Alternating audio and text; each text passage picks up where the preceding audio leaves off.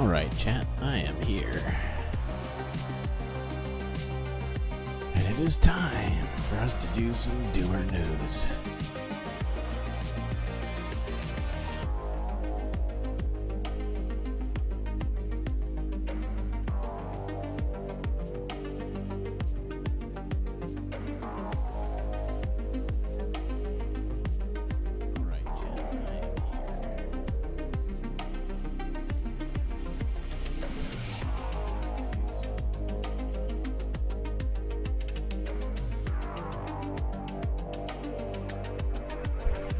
A fucking bitch.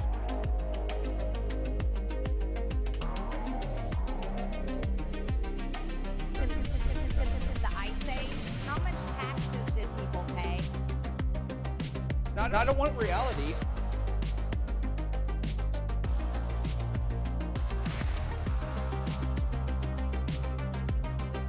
I don't want reality.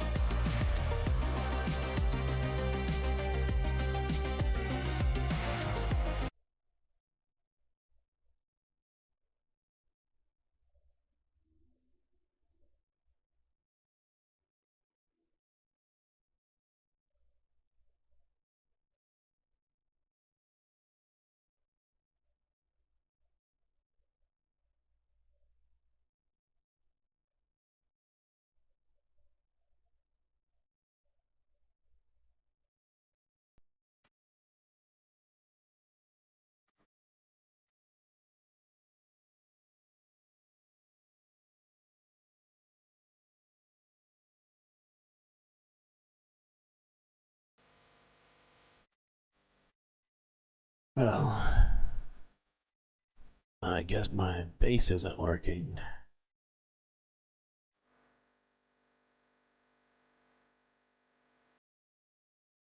How about now? No? Nothing? What the fuck?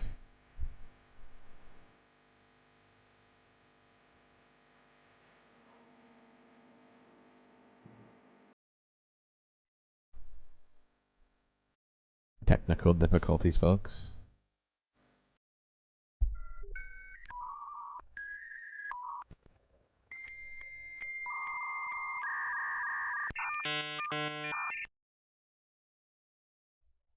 Check. Check. Check my... I'm gonna have to restart this program. It's not working.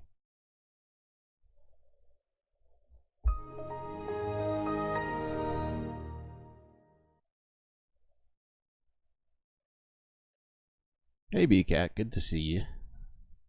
Thanks for the raptor.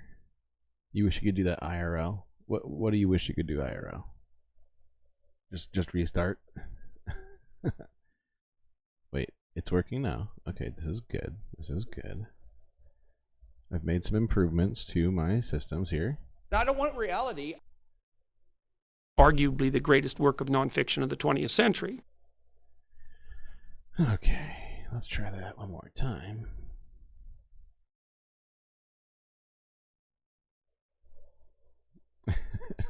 Oh, nostalgia.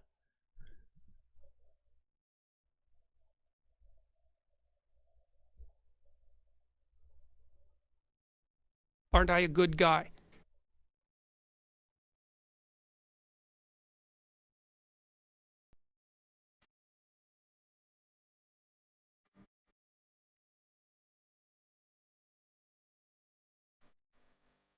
Well, looks like it's time. Another Friday Doomer report. Got a bunch of things here for us to look at. Hopefully it doesn't take me the entire night. But I have overwhelmed this list with stuff. Or is it someone else who overwhelmed it for me? Anyway, let's get right to it. I hope everybody's having a fantastic day so far.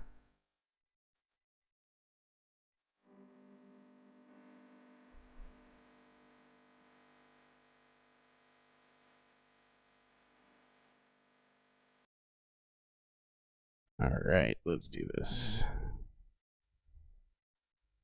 Stop taking pictures of yourself. Your sister's going to jail. Okay. By the way, can everybody hear those? How is that in comparison to the volume with everything else? There's no point in you betraying your future self to gratify your present self. It's a stupid game.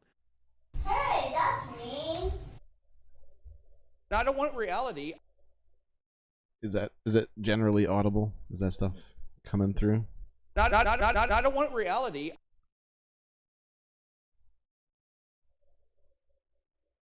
You're doing laundry at 11 p.m., but I'm here. Well, it's good to see you.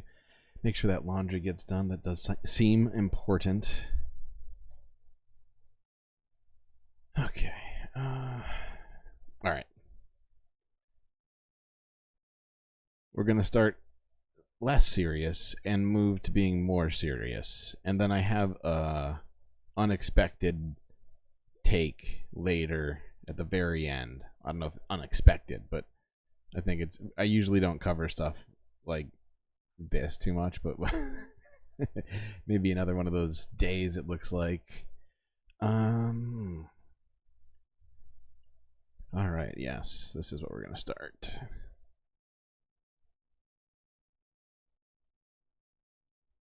One small... Where's the volume on this? It seems quiet.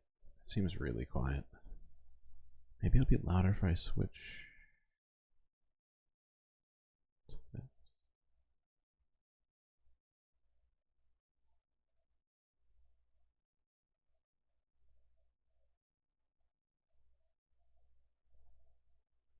Step for man, one giant...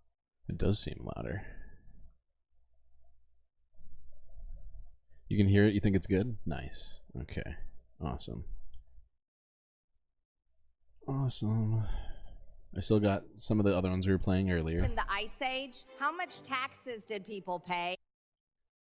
And he looks good and he looks hard. That's Jesse Waters and MTG. And I added a new one here. A fucking bitch. That's AOC. I can't remember who she called a fucking bitch, but I remember it being hilarious. So that's in there now.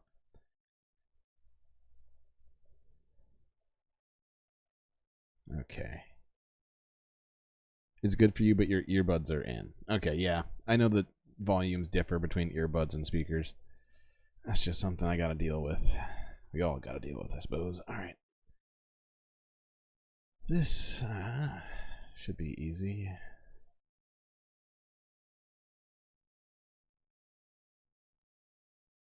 Leap for private enterprise. The United States has returned to the moon for the first time in more than 50 years. But on this occasion, it wasn't the American taxpayer footing the bill. The Odysseus lander touched down on the lunar surface a few hours ago, the first time a privately owned spacecraft has achieved that feat. Our science editor, Rebecca Morell, now reports. We've reached the expected time of landing, but now is the process of waiting for comms, and we are in standby mode. A tense time at Intuitive Machines Mission Control as the team waits for their lunar lander to call home. We are checking our antenna reception. Still nothing as the minutes pass, but then, finally, a faint signal. We can confirm. Are you looking at my list, Monoip? Is that what you're doing? Wow. Good God. You're getting way ahead of me here. Way ahead of me. Without a doubt, as our equipment is on By the way, this happened 7 days ago. the surface of the moon, and we are... You're glad I went live right now? Why is that? I honestly... I felt dumb. Because, like, I for the first time today, I decided, oh, I'll make sure that I tell people when I'm going to go live. So instead of just having that, like, automatically generated live post, I waited, and then I posted, I think at like 8 o'clock, because like, I'm going to go live at 10, let people know, because I didn't see a lot of people going that were like live at the time. I was like, okay, this will be fine, this will be good. And then I saw like 4 people that I follow go live, and I'm like, oh, that's bad. So I waited even longer, and I was like, but I already have a big list of stuff. Granted, I probably could cut it down if I wasn't criticizing moon capitalism, but here we are. Don't feel dumb. Thank you. Transmitting. So, congratulations, IM team. We'll see how much more we can get from that. Congratulations to everyone involved in this great and daring quest at Intuitive Machines, SpaceX, and right here at NASA. What a triumph. This feat. Not a triumph. Not a triumph. It's terrible. Seriously. Like, how can we possibly, like, feel good about handing over space to billionaires and corporations? We shouldn't. Space is for the people. Everybody remember that. Okay, that's all I'm doing of that video. It was just very serious, and I wanted to at least touch on it. I've been holding it back for 3-4 days. It came out 7 days ago, and it only crossed my radar very recently. I've been so busy with streaming. Okay, what do I got next here? Yeah, mowing up is creeping. Mowing up is creeping on my list over here. Is a giant leap forward for all of humanity. I'll leap forward your humanity, pal. Okay. No, I'm skipping that. I mean, it's sensational, but it's not necessary. All right, we're gonna speed through this next one because it's pretty dumb. But I just want to see what the current status of this situation is. So I'm going to subject you to this for about 5 minutes here. Yeah, and I'm going to try to not feel dumb. Thank you, Mono.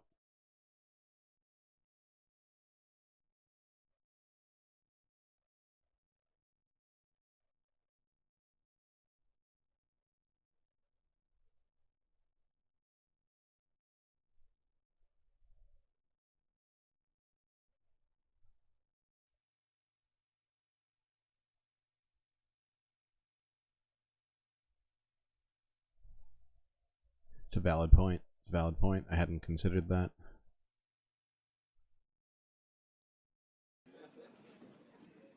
Alright, this is, if you're not aware, this is the Fannie Willis, like the discussion over removing Fannie Willis in the Trump Georgia election fraud case.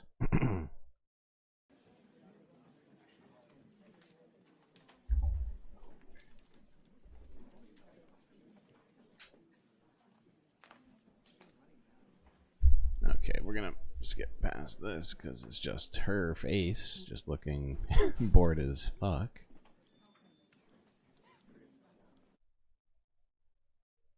Required when dealing with the issue of disqualification, and the state would contend and submit to the court that the defense must show an actual conflict in order to have the district attorney disqualified, and that actual conflict has to be in the form of showing that Ms. Willis, in this instance, received a financial benefit or gain in relation to the outcome of the case. Like many of the cases that involve personal interest, Your Honor, it's all based on a contingency fee, where how much they're paid, or a bonus, for example, is dependent upon the outcome of the case. That's how one is to show that there's a personal interest in the case. We have none of that here. And I would submit to the court, we have absolutely no evidence that Ms. Willis received any financial gain or benefit. The testimony was right. Ms. Willis paid all of the money back in cash as related to the trips, and if didn't pay back in cash, it was all right. Let me unless you explain. like, unless you consider the D a benefit, I suppose. I suppose you could consider that. He looks good, and he looks hard. This one a little bit.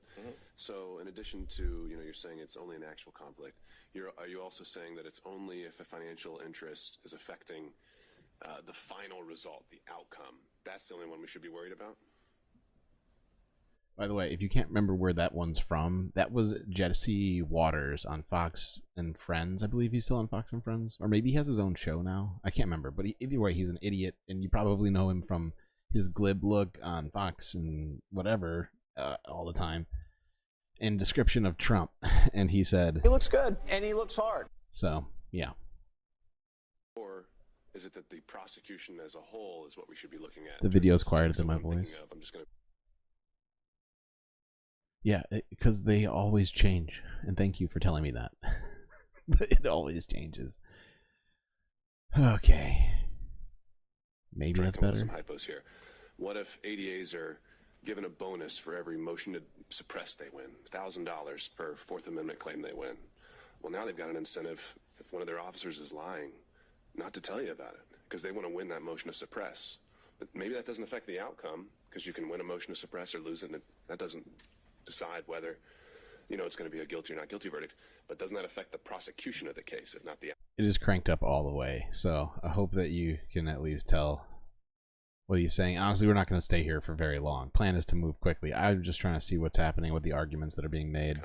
Yes, I would definitely agree that would be an instance where disqualification would Donald Trump is 9 years old. necessary and appropriate because it... Nightbot is correct about that. All right, well, that is such a stupid thing that's happening there. We just needed to look at it. That was good enough for me. We're going to quickly hit up this CNN video from 8 hours ago. Here with me now to continue this conversation is Shan Wu. Dana Bash. Good. Good, Dana. Okay, Dana. Oh, I hate CNN. By the way, let's just do this. I love doing this one.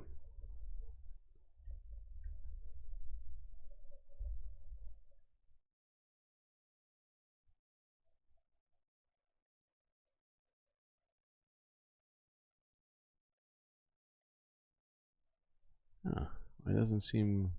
Oh, there it is. Yeah. Okay. Well, if you're unaware of this, I love doing it every time I watch news, and I remember to do it. Dana Bash makes $4.2 million a year at CNN. Think about that. Anyway, this is a piece entitled "Former Judge Warns Trump Might Get What He's Asking For" from earlier today. Here with me now to continue this conversation is Shan Wu, a former federal prosecutor, and Jeff Swartz. He's a former federal judge. He is in the state of Florida. You're in Florida. I want to start with you, Judge Swartz. Okay. What is your takeaway from first of all, what Paula just reported about how things seem to be going in that hearing so far? Well, thanks for having me. Well, for the notes that we've heard from before, that I've been following the reports that have been coming out, clearly they're not going to get a July 8th date. Mm-hmm. And I'm not going to hesitate to say that Trump has to be careful because he might get what he's asking for, which would open up trial dates for Chunkin after the Supreme Court comes back. So he needs to get something in late August, early September to kind of interfere with that trial being set then. However, I think that Jack has a backup plan for that, and I think that he'll get what he wants from Chunkin. Which is? Probably sometime in late July, early August. I anticipate Supreme Court will wait until the very end of the term to issue their opinion, and I think that he's got a plan to avoid whatever Judge Cannon does. Okay, so it's just mind-boggling that Donald Trump is still running for president while he is fighting off like 10,000 indictments. I know that's not true. It just feels like it's true. And it's like I feel like there should be nothing left to say, right? You listen to the way that right-wingers talk about the law, the rule of law, and things like that, you know? Like I just don't get it. In the Ice Age, how much taxes did people pay? Oh, that makes sense. That's a good point. Thanks, MTG. Oh, hey, my dogs. Good to see you. This is, I know there's a lot because there's so many cases out there. Shan, I'm going to bring you in. You're talking about the federal election subversion case in that particular comment. Okay, just wanted to make sure. Yeah, just wanted to guide our viewers along here. That's what I'm talking about. Yeah, okay, thanks. Shan, I don't want to lose sight of the news that Paula just brought us, which is that Jack Smith's team said that they don't believe that the guidelines, it's not a policy, it certainly isn't a law in DOJ, that you shouldn't bring charges against somebody who's running for office 60 days before that election, does not apply here when it comes to the trial. It's maybe not a surprise given the fact. Yeah, well, let's be real. Like, he's been under indictment. When was the first one? Like, what did they first announce that they were going to do, like, the first one? It was like 3 years ago. I swear to God, it was like 3 years ago. It's not sudden, you know? playing victim in this moment is just so ridiculous. Good God. So many emotes in chat. Brought these charges months ago, but certainly significant to hear it in a court of law. Yes, and as you said, it's not that much of a surprise because the actual strict reading of that policy, it's not some law or something, is really not to do anything which is like opening an investigation, executing a search warrant, but it's fuzzy. We talk about it within 60 days. We're not really sure if it's 60 days, but it's the idea of you don't want to do something which could really have a big effect on the election too close to it. So, and he's technically correct because we're not talking about starting something, we're talking about simply setting the trial date. I have to say, Merrick Garland has been very hands-off with this, sometimes I think to the detriment of the integrity of the case and the speed.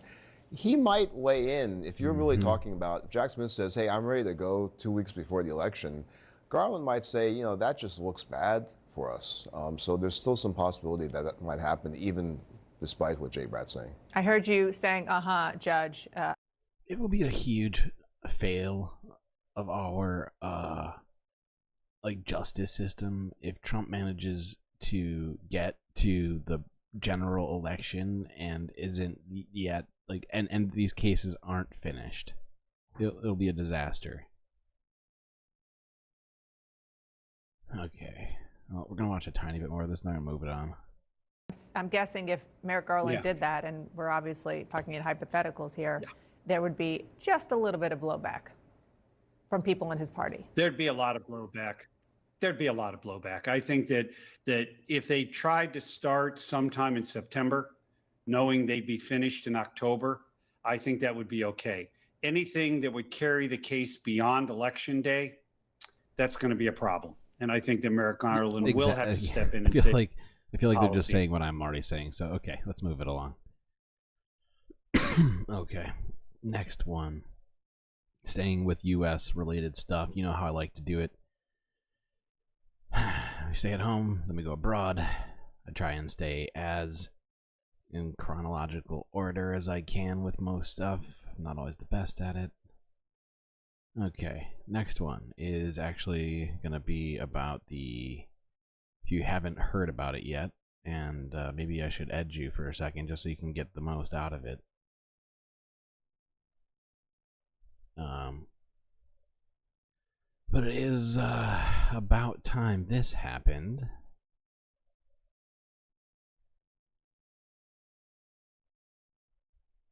This is a Reuters video.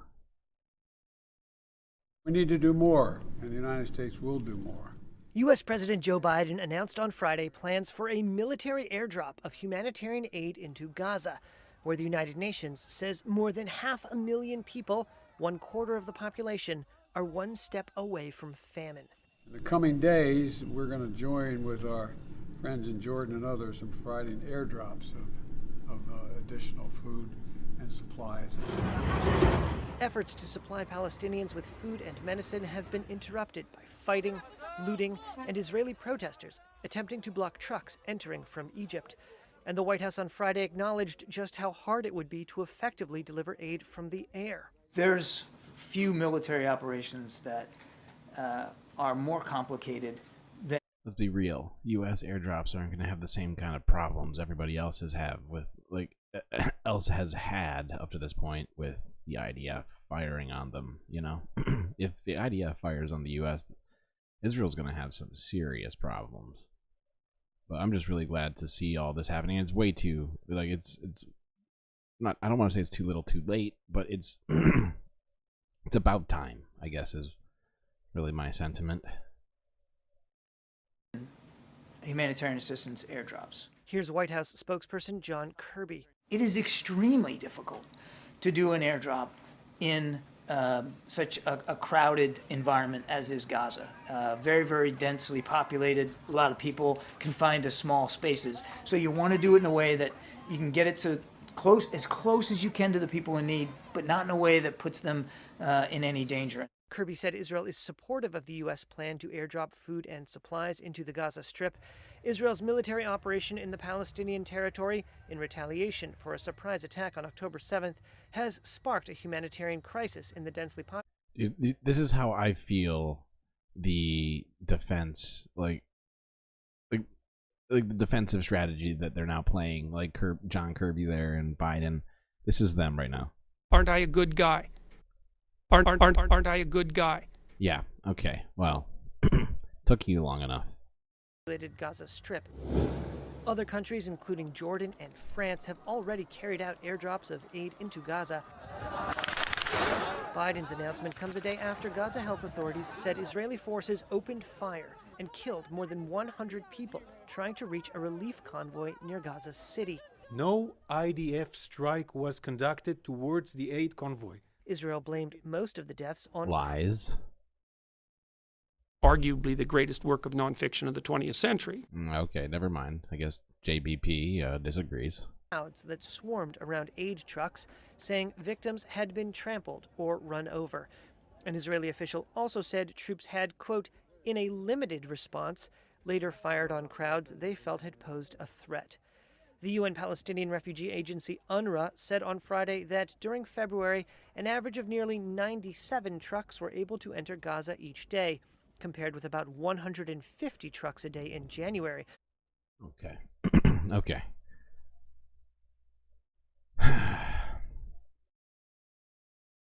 Honestly, I'm really glad to hear that, and hopefully the U.S. can facilitate aid going into Gaza.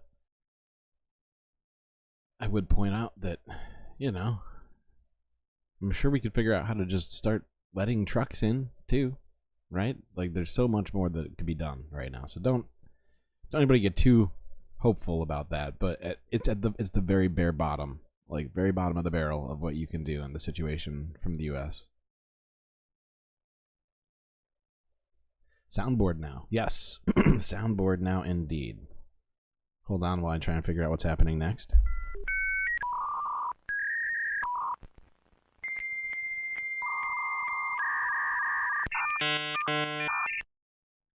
Okay, next video is gonna be a very quick one. Actually, maybe I should hold off on this.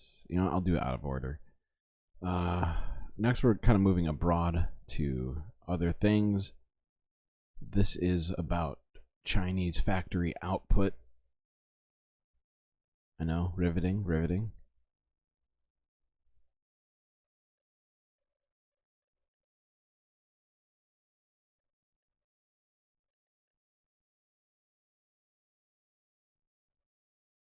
Okay.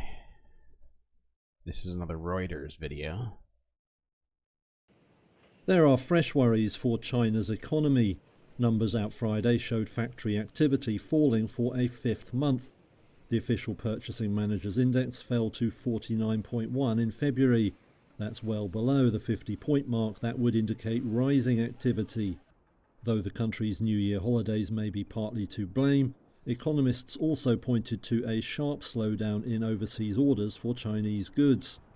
A private survey out later in the morning did, however, paint a brighter picture, suggesting manufacturing activity was actually on the up. Even so, the official numbers will add to doubts over China's post-COVID era recovery and stoke expectations of more stimulus measures to come. Policymakers have already pledged action after steps taken since June had only modest effect. The latest figures come against the backdrop of mounting turmoil in the country's vast property market. Days earlier, giant developer Country Garden said it faced a liquidation petition filed by creditors. Bigger rival Evergrande has already been ordered to liquidate by a Hong Kong court. In Shanghai, this woman says ordinary people are very worried about the real estate crisis and whether it could spark a downward spiral in the economy. Now markets await China's official growth target for the year, due to be revealed on Tuesday. Despite all the headwinds, Despite all of the sort of fear-mongering about China that you hear in Western media, Western capitalist forces are genuinely intrinsically tied to Chinese domestic output.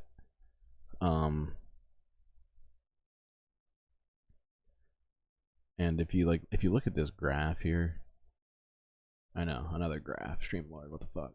I love graphs. I love graphs. I love infographics. Can't get enough of them.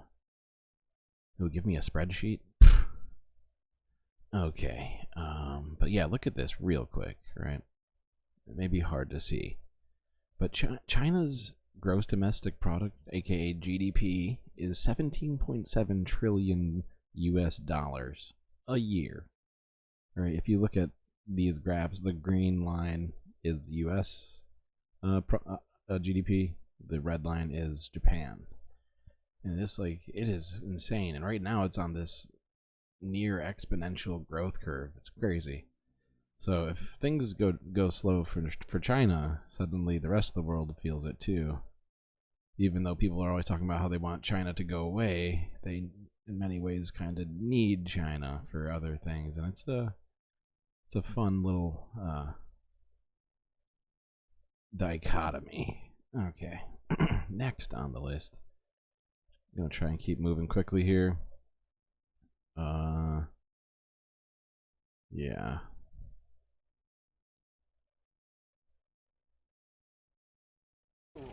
From freezing early morning they came to Marino district, southeast Moscow, where Alexei Navalny lived before his lethal imprisonment. Rumors: most churches wouldn't handle the funeral, most undertakers wouldn't provide the cortege. The fear of ever-tightening dictatorship that may well have proved lethal for Navalny himself. Simply coming here an act of defiance. We were very afraid. We arrived early and were standing here for a long time, hiding our flowers and cameras. But now I realise that we need to do this and speak up. You can't not come. Let them see that many remember, many know. It's not possible to silence it.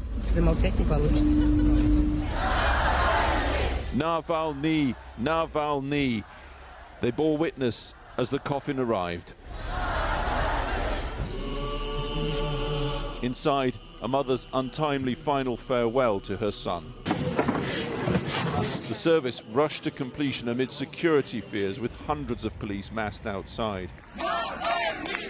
Crowds nowhere near able to enter the church of the icon of the mother of God Soothe My Sorrows, but able to vent their grief and anger. Putin's a killer. Russia without Putin. No to war. The queue to get anywhere near the church snaking away into frozen Moscow. You haven't had to hear that in a while. But yeah, Wi-Fi in space is tough. That's part of the problem. Yep. It's not my brain that's going on dial-up. Yep. Anyway, you don't have to watch that whole video. I just wanted to keep you all up with what's happening out there. His funeral was attended quite, as you can see in that last graphic. We'll just go right back to it. If you see that last graphic here, it's around the block, literally. So, granted, I know that some of those it would appear to be police trying to crack down on the situation. It's hard to tell. But it appears to be mostly supporters here, but apparently it was illegal to be there. So Anyway, just trying to breeze through the sort of early stuff here, so it's all pretty. Well, it's just not connected to what we've been talking about. But the way I was about to phrase that is going to be wrong, as it is important. But it's just one thing at a time these days, it feels like. Okay. The funeral? That was in Ukraine, I believe. Oh, no, I'm sorry, I was wrong. It was in Moscow. It was in Moscow. I take that back.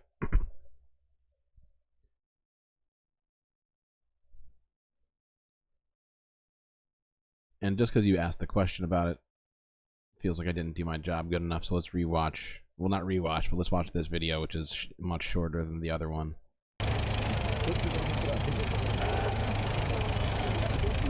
Under heavy police presence, thousands of people gathered to bid farewell to Russian opposition leader Alexei Navalny at his funeral. It comes after his still unexplained death in an Arctic penal colony. This is a huge loss. Our deepest condolences to his mother. Because not every person can endure this, to his wife and his children.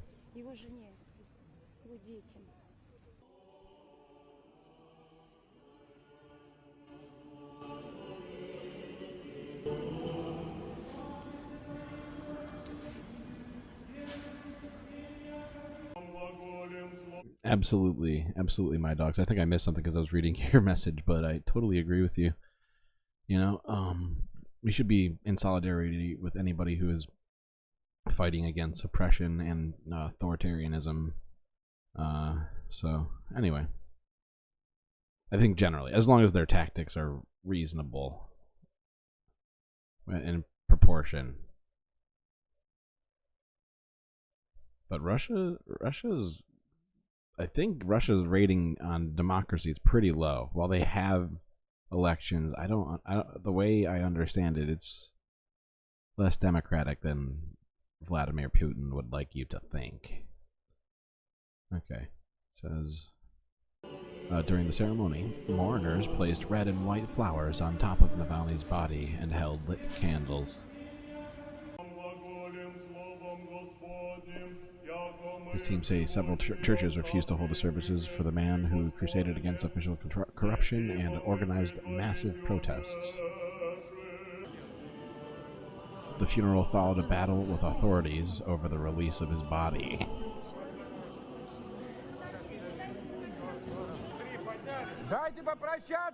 Let us bid farewell.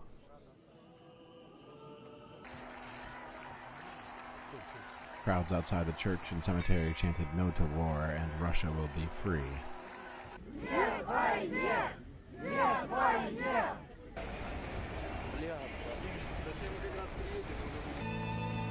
With police in full force, Navalny was buried at a cemetery in the snowy southeastern outskirts of Moscow. And yes, you're right, BCat. There were definitely people who were arrested for just attending his funeral and protesting, so... the vicious cycle of authoritarianism in Russia is, well, it continues, unfortunately, and hopefully they eventually break out of that situation. It's a complicated and shitty world we live in. Oftentimes it's difficult to parse between everything, but in this particular case, even with some of Navalny's not down, but like shortcomings, can still be outraged by protesters being arrested. They are not mutually exclusive.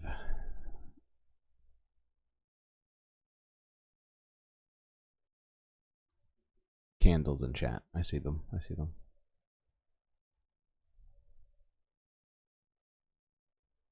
Ah, shit. Did I do this wrong? Mother. Well, whatever. I screwed up a couple things.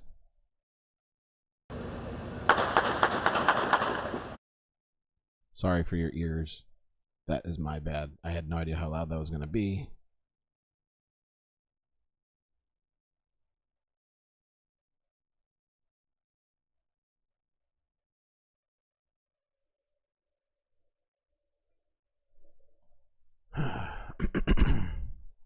This next video is on violence in Haiti right now, as there's been a lot of problems going on in Haiti. A lot of it is downstream effects of colonialism, mostly French, but also the British were up in there too, 100%. And trying to think of all of my Haiti history in my head right now. Anyway, there's been a lot of violence down there. There was a coup, an attempted coup. I think there might have been a coup and an attempted coup. And an attempted assassination. It's all, there's been a lot of stuff going on down here, and just trying to keep up with it. So hopefully we can keep up with it together here real quickly. I'm going to turn the volume down for you so you don't get blasted in the ears by this. Trigger warning, there's definitely violence in this, or appears to be some amount of violence.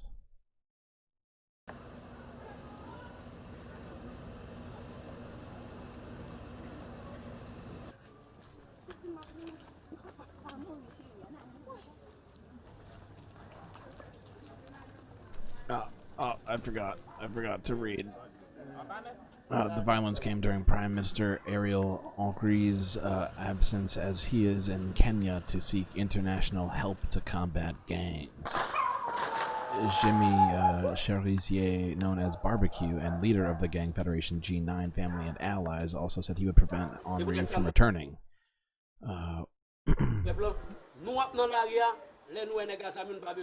We are asking the populations if they see us don't run today. The weapons must be turned against the real enemies who live in working class neighborhoods, not against the small merchants anymore.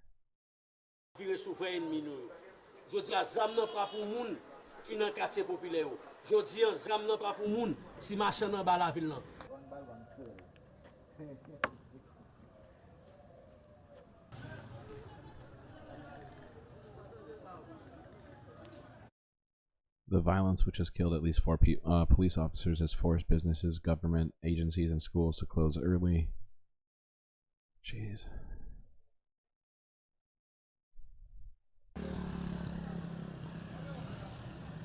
Dozens of Haitians were seen carrying children and heavy bags stuffed with belongings, fleeing their neighborhoods in panic.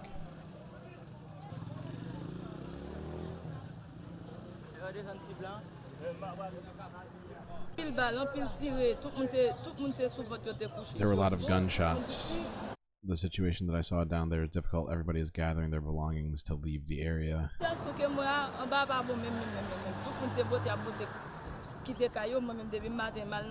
This morning I was taking my baby to the clinic to be vaccinated, and right now I cannot return to my home.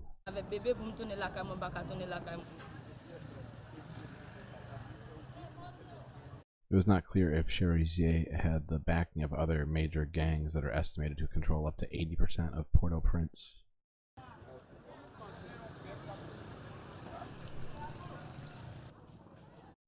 Okay. Well, I feel for the Haitian people.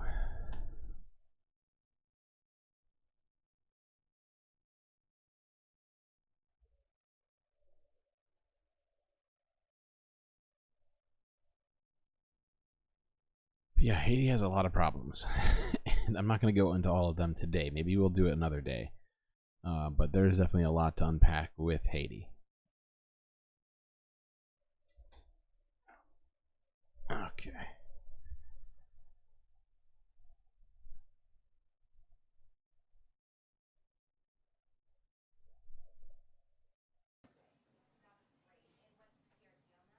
Alright, this next video is Reuters. Live White House briefing with Karine Jean-Pierre and John Kirby.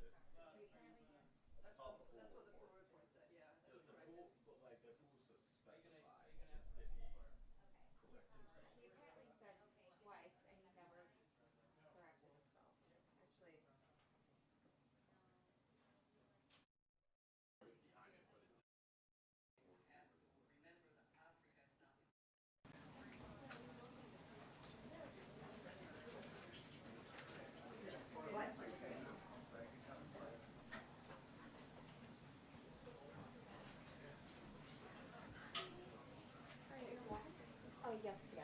Which word I'm gonna knock over.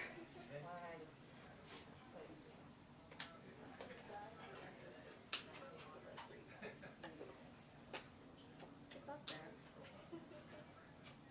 I'm like, Jesus, I say that.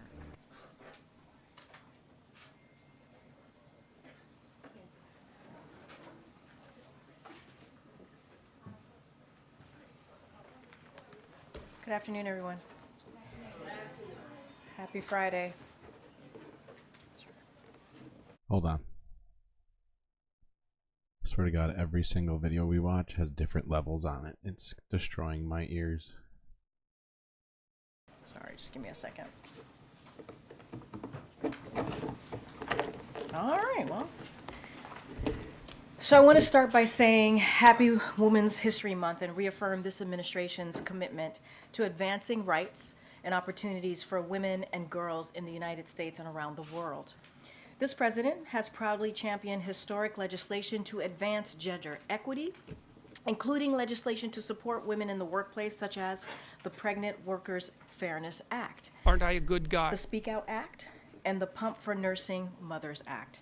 And to ensure all people can live free from violence through the strengthening and reauthorization of the Violence Against Women Act. The president is also proud of having the most diverse group of women at the highest levels of government in U.S. history, including the first woman vice president and the first gender equal cabinet. But of course, we're celebrating this month at a perilous time for women. Our most fundamental freedoms are under relentless attack. Since the unprecedented and unconscionable dismantling of the rights enshrined in the Roe v. Wade, we have seen. Oh, now we're going to talk about that. That's interesting. That's interesting.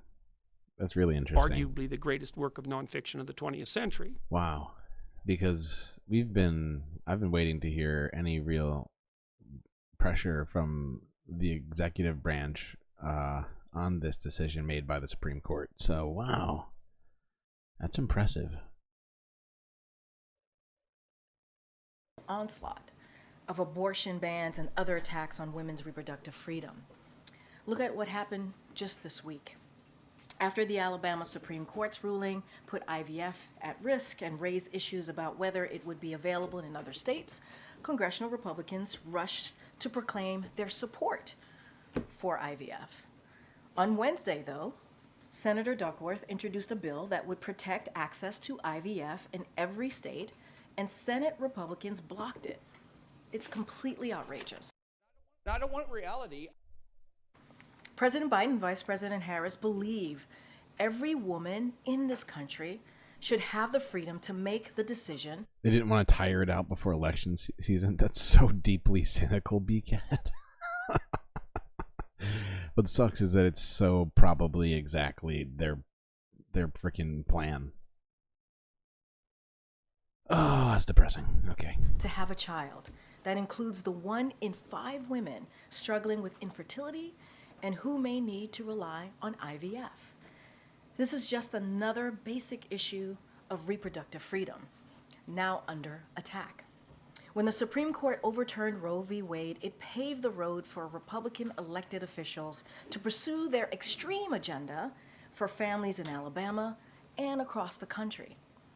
And no attempts to publicly rebrand can change the fact that Republican elected officials have spent decades trying to eliminate the constitutional right to choose and undermine reproductive freedom. President Biden and Vice President Harris will continue to fight to protect access to reproductive health care and call on Congress to restore the protections of Roe v. Wade in federal law for all women in every state. And more broadly, not just during this Women's Month history. Well, something's going to have to be done about the Supreme Court for that to happen. It's not just going to be magical. We can't even hope it at this point. With everything that's happened, the overturning of Roe v. Wade is... I mean, how long was it in place for? 70 years? 75 years? Or something? No, it's less than that. But it was like a long time. Maybe I'm wrong. It might be actually more than that. Hold on. What year?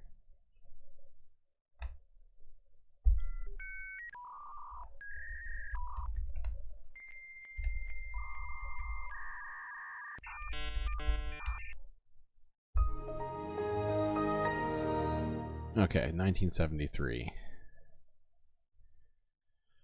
1973. So that was yeah, it was almost. I was close. I was close. It was like 71 years. Yeah. Okay. Never mind. But every day, we remain committed to continuing this important work in service of. You thought the Chimera lady made me mad? That pisses you off way more now. It's cynical, but as someone who has been fighting for my and my beloved ones' autonomy every election I've voted, it's 100% why they haven't touched it till now. So gross, though. It's so gross. Just so deep. I know I said it already, but it's just deeply cynical. In the Ice Age, how much taxes did people pay? Ah, good point. Advancing the full participation of women, a foundational tenet to our democracy. Wait, is it 50? Oh, it is 51 years. Thank you. Math is tough sometimes. And when I'm trying to do a million things at once, it's good to have people checking my quick math. Because I think that's where sometimes I make mistakes, right? Where you're like doing simple addition and subtraction. It's like, yeah, that's right. Thank you, BCat. BCat is right. No, yeah, no, you're right. You're both right. Moanope is right. The BCat is right. Next, as you heard from President Biden earlier, today is an important milestone in ensuring access to mifepristone, a drug that has been approved by the FDA as safe and effective for more than 20 years, with major retail pharmacy chains newly certified to dispense this medicine. Many women will soon make the option to pick up their prescription at a local. By the way, I can manage to get 128 different sounds on this board. So if you have any suggestions of sounds or like clips of things I should stick on here, you tell me, either in chat, or in the Discord, or on Twitter if you use it, which I would be shocked to hear that you do use it on a regular basis, but no, yeah, I'm not going to stop you. However you want to tell me is my point.